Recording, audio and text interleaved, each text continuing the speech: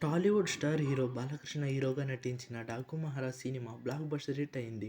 అయితే ఈ సినిమాలో 'దబిడి దిబిడి' సాంగ్ మొదట్లో ట్రోల్ అయినప్పటికీ కూడా బాలయ్య, ఊర్వశి మాస్ స్టెప్పుల థియేటర్స్లో బాగానే ఆడియన్స్ ఎంజాయ్ చేస్తున్నారు.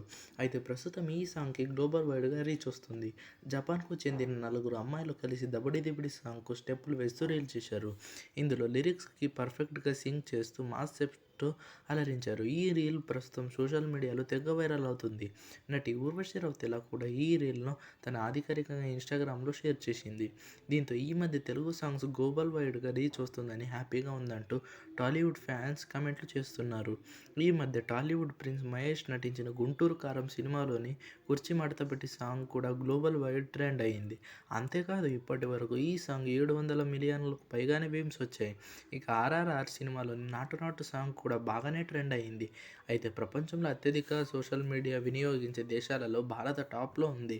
దీంతో ఈ మధ్య ఇతర దేశాల్లోకి చెందిన ఇన్ఫ్లుయెన్సర్స్ వ్యూస్, రీచ్, ఫాలోవర్స్ కోసం తెలుగు, హిందీ సాంగ్స్ను ఎంచుకుంటున్నారు.